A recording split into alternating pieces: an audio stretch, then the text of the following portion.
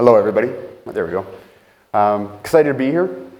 Today, I'm going to be talking about STLLR Gold, who we are, what happened to the merger, if you're aware of that, through Nighthawk and Moneta Gold coming together, what our focus is going forward, and what we're really up to through 2024. I am the VPX for STLLR Gold, coming over from the Nighthawk Gold side. So I'm a geologist. I'll do my best not to talk about rocks today, but there are no promises. Speaking of no promises, there's a lot of forward-looking statements I'm going to be making in our talking about our PEAs, and also do a lot of arm waving and bullshitting. So just take everything with a grain of salt. So in February of this year, so relatively recently, Nighthawk Gold merged with Moneta Gold. And so in reality, Moneta Gold bought out NHK. However, the management team from Nighthawk came over to manage STLLR.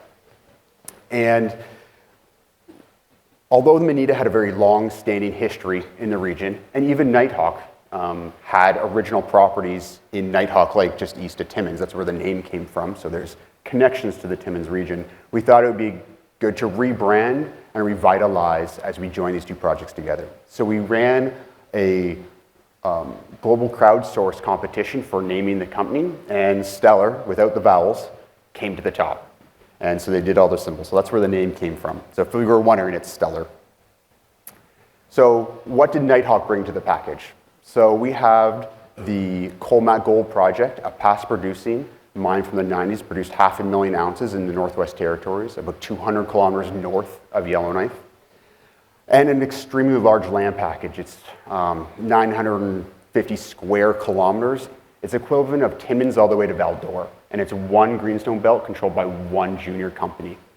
So there's lots of potential in there, and I'll get to that in a bit. And then on the Moneta side, they brought the Tower Gold projects. I'm sure a lot of you are aware of that. It's about an hour east of here, just east of Matheson, along the 101, right in the Dester Fault. So why bring these two companies together? Why bring these two projects together? Because there's a lot of synergies. They're very similar in concept, where they're large tonnage, moderate grade deposits that have to be mined in a similar concept, where they are individually built of multiple deposits, multiple geological models that are blended together, which is a great opportunity for optimization, for mine planning, for high grading. There's all kinds of optionality when you have deposits like this. So they're very similar. They're also similar in size. And just like the presentation, the first presentation about optionality is, in the Northwest Territories, we operate in the winter. In the Tower area, because it's a low-lying area, we operate primarily in the winter. So as a junior company, we have the flexibility to have constant action in our programming and keep that news flow steady and be able to press these projects simultaneously. So this is a busy slide, but if you just focus in on the far right side, it's our global ounces. So our underground open pit, both projects combined, get us to almost 18 million ounces as a junior exploration company. Our market cap is about 110 million right now, with average grades of over a gram. Now, moving to the right, you can see the breakdown by deposit. So the Colomac projects bring about 5.1 million ounces to the party. A majority of that is in the yellow bar, which is indicated, and the silver bars are inferred. So it's a well-controlled, well-drilled, low-risk resource. Whereas the Tower projects bring the bulk of the ounces. However, you can see the silver bar is higher than the gold. Therefore, there's a lot of work that has to go to de-risk this and move it into the indicated category.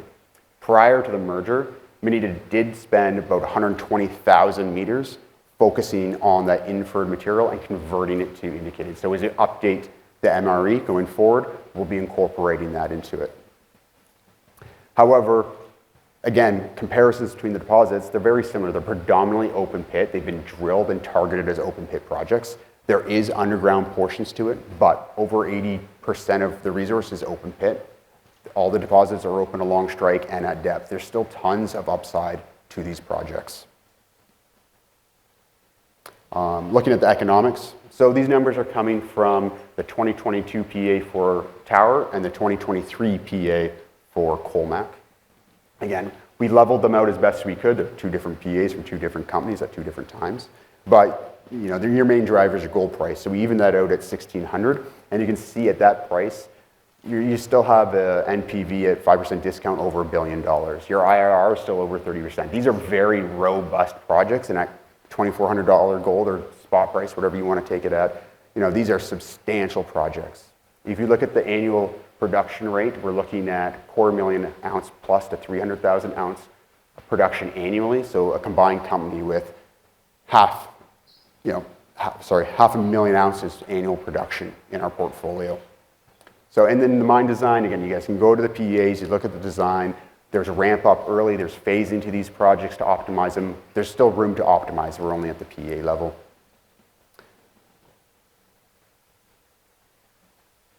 So that's what we brought to the table. That's the combined entity of Stellar. So what are we actually doing?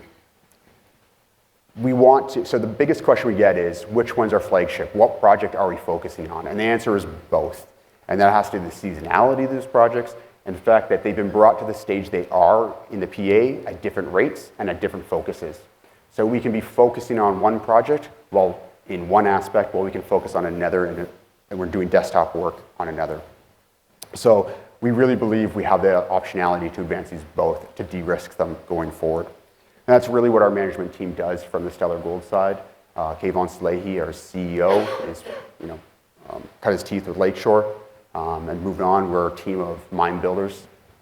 We take projects with hundreds of thousands of meters and de-risk them through to mine development. But we're not going to stop there. We have drills turning. There's more gold to be found. So our goal is not only to add a resource, but to find where the next 10 million ounces is going to be coming from, where the next 20 years of mining between these projects is. And I'll get to that, but at the Colomac side, it's a whole greenstone belt. It's pretty exciting as an exploration geologist. I could spend the rest of my career up there and still not touch it all. On the tower side, we have a lot of optionality of looking at things differently and expanding into new areas to find gold, which I'll touch on, and that's what we're drilling right now. We are doing a resource update for Tower. So with the new management, we've taken fresh eyes at the resource. We've drilled 120,000 meters. We've learned a lot from that. We have a phenomenal geological team still at site carrying over from Minas, so we didn't lose that knowledge. We're letting them add to the project. Years of their knowledge are going into this new resource update, so we're going back to basics. Fundamental geology, driving wireframing, driving mineralization controls so we can understand and create high grade versus low grade, better understand our statistics, which both deposits need. And we're going right back to our database, cleaning a lot of stuff up. And so we're diligently working at a resource update right now. And while we're doing that, we're still drilling wonderful gold at Colomac, which there's a lot of assays pending. So keep an eye out for those. So focusing in on Timmins, because that's where we are. So I stole this picture from Bonita. It's a little outdated, but it'll do the job. So you have Timmins on the right, the Matheson and the Quebec border on the left. You have the Dester Fault kind of trending through there, so you can see all the properties that we have. We are going to focus ourselves on the Tower Gold Project, which is in yellow. It's a substantial land package, but there are other optionalities we can work on an exploration front. We have Bafanta, which is adjacent to the Tower Gold. We have Burks to the south of Tower Gold. There's a lot of gold in the system that just needs effort and time and exploration, which hasn't been happening in the last decade. Prior to the merger, we need to also put the land package for Loveland Nickel together, and so we have the exploration permit to also explore and divest into some base metals if we choose to. The rest of the land package, we're going through a strategic review of what's important, what's valuable to us, and where we see value for our shareholders. So kind of tying into the Tower Gold project, if you don't know what it is, if you go to our PA, there's 9 deposits. It gets a little complicated, but geologically, it's actually relatively simple. It's broken down into 2 areas. We have the Golden Highway on the left side, and it's composed of the 55 deposit, Westway, Southwest Windjammers. And then we have the second area, Garrison, to the northeast. They're about 3 kilometers apart, if that, maybe 2. composed of Jean-Paul, Garcon, and the 903 deposits. So the Garcon was added into the Tower Gold project a couple of years ago when Manita acquired it from Osisko. However, the geological trend continues through the system. But there's two geological models that we're exploring and what define these deposits. I'm sure you know them very well. We have vein-hosted gold in Temiskaming sediments along banded iron host, which is trapping gold, along a north fold limb. The other model, which is predominantly the Golden Highway side. And then in the Garrison side, we have your veins intruding ultramafics, wrapping around your felsic intrusions. And so you get both deposit models at both projects, but one is more dominant than the other. So using those two controls, we're exploring outside of that to where we can find that style of mineralization elsewhere on our large land package.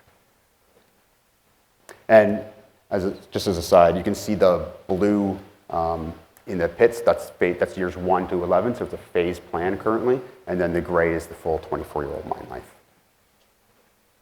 So where are the drills right now? So we had one drill turning all year, so we've drilled 14,000 meters. We have some releases. Again, the target isn't to add ounces right now, it's to where's the growth going to be. And so along the Temiskaming sediments, the tan area, we have kilometers of that strike extension to the southwest, so we're exploring through there. Early in the season, January and February, while the ground was frozen, we were drilling on the south side of that sediment formation because all the mineralization, the bulk of mineralization in our resource is actually in the north limb of that sediment package. And so we call it the mirror. If the structures that are causing mineralization are occurring on the south side of the limb, we could have a duplication of mineralization through the system. Unfortunately, the ground thawed. We have to wait till 2025 to really go in and tackle that. So that's going to be our targets in 2025. And then our drills are also turning along the strike extension into our ultramafics, the purple unit, really expanding out. There's a lot of historical intercepts that were really positive, but they haven't really been tied together. So we're tying them together this year. And then taking us to Colomac.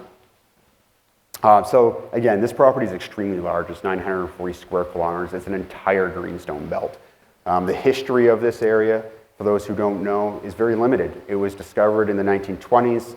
A few prospectors came in, tried to extract a little bit of gold, nothing commercial. Exploration was really dead until the 1980s. Noranda went in for VMS. They spent 1-2 summers with a small crew.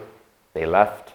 And then Royal Oak came in and Neptune focused all of their effort on Colomac, drilled it out, started mining it, extracted 500,000 ounces, went bankrupt, and walked away. That went into receivership for the territory and the federal government. They cleaned it up in 2012, and then Nighthawk acquired it. So that's all the exploration that's ever been done on an entire greenstone belt. And there's 9 deposits, 4 deposit models. We have 21 gold showings in drill core, and we have 100 plus exploration targets. Again, you could spend your entire life. We genuinely believe we have a district up there. The misconception is that it's remote. It's really not. So in the center image, you can see our property outlined in tan there. It's 200 kilometers north of Yellowknife. We have an airstrip that lands Dash 7s. The territory also builds a full seasonal ice road to their community Wekwatui, about 50 kilometers to the east, so we can supply our camp in the winter with all our fuel consumption off the back of the federal government. So our rate of exploration relative to the cost of others working in the area is extremely low. And if you are following us on our socials, we also just released that we are partnering with the Tlicho Investment Corporation. So all the land around our property is the Tlicho Nation. It's a settled land claim. And we're working with our economic development group, and we've partnered to build a solar farm for our camp. So this is 80% funded by the federal government. Tlicho will own it. They will rent it to us and sell us power. So they are getting a revenue generating business. They're getting expertise to advance their green power energy company. And we get cheap power, and we reduce our diesel consumption by 50,000 liters, or 86%, and which is really tying into our green initiative, which we're really trying to work for. This will also allow us more seasonality. We're tied to our camp and our drills, and it's expensive to run. This allows us to drop off our expenses significantly and allows us to do more work. It allows us to advance further each season. So that's a real win that we're excited for. And then quickly, just the drilling we're doing at Colomac. That's a Colomac deposit right there. It's very different than what's in the Timmins area. It's a differentiated sill. The top of it was brittle. It was ripped apart and fractured. It was flooded with gold. And so in reality, it's a big 7-kilometer sheet, 30 meters wide, and we've never found the depth to it. We've drilled down to a kilometer. And so this is hosting 75% of that. It's open along strike and at depth. And if you can see quickly, about a quarter of the way in, so it's a long section, there's the gray outline is our pit shell. There's we call it the saddle, and what we're drilling is in there, and the pit is not driving down just simply because of lack of drilling. So we're drilling that right now. Those releases will be out soon, and we believe the goal is to drive that pit down and find the additional underground chutes. Again, there's a lot more gold up there. It's actually relatively easy. It makes me look good. I don't have to be a good geologist to find gold up there. So it's a win. I'll skip the next slide because I'm over time. It's okay. And yep, so that's who STLLR is. That's what we're doing. We do have a booth here, so please come by. There's a lot more we can talk about, but that's just a snapshot. So thank you.